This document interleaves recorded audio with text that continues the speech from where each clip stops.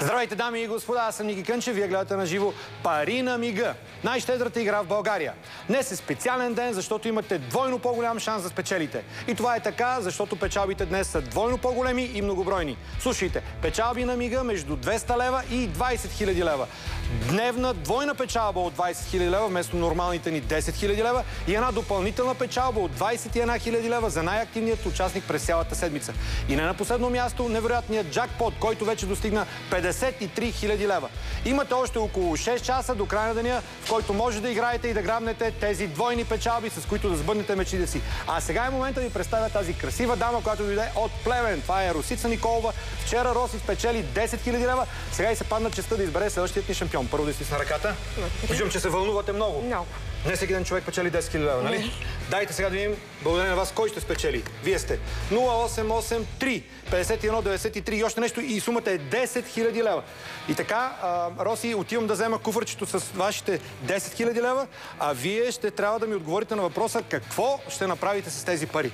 Почерпка, подаръци и почивка.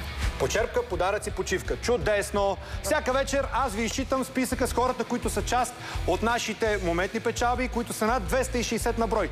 Днес някои от тези късметливи са тук, за да получат своите печалби. Сега към мен идва господин Димитър Павлов от София. Той е сред най-щите щастливци, защото вчера спечели отново 10 000 лева още на мига. Митко, как разбрахте, че печелите 10 000 лева? По СМС. Играх и спечелих. Веднага се появи СМС на твоя телефон, че ти печелиш 10 000 лева. Да, абсолютно. Какво ще направиш с тях? Ще почерпя приятелите. Много приятели имаш ти, бе? Имам, да. Добре. До Митко всеки момент ще застане Християн Паунов, отново от София. Хриси вчера спечели от нашите пари на мига страхотна сума от 3000 лева. Хриси, какво те провокира да играеш в пари на мига? Мая, гледах Мая по пари на игра. Да, на мига вчерашната ни победителка. Вчерашната победителка, която изгорява кифтето, за да си вземе печалбата 10 000 лева. Точно така. Точно така. И ти реши да играеш? И аз реших да играя. След колко време се появи на твоя дисплей, че печелиш? Час и половина вече спечелих. О, браво! 3000 лева и ти ще хапнеш едно големо кюфте. И така, сега ще прочета огромния списък на хората, спечелили вчера моментни печалби без жреби в пари на мига. Марин Маринов от Харманли спечели от 3000 лева. Боян Боянов от Одърне, община Пордим, грабна от 2000 лева. Александър Радев от Асеновград забогатял с 2000 лева. Здравко Върбанов от Козлодуй взел 1000 лева. Петър Пейков от Девин спечелил 1000 лева.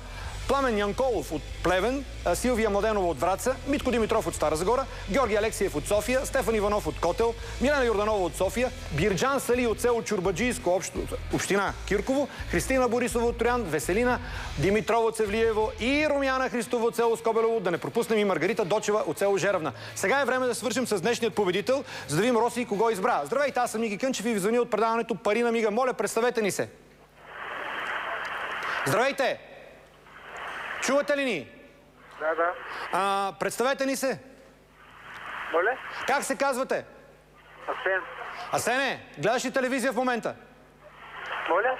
Гледаш ли телевизия в момента?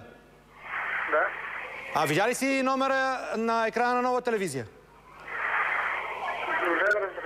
Асене, да не прави секс този човек, бе. Какво прави, бе? Ей, хора!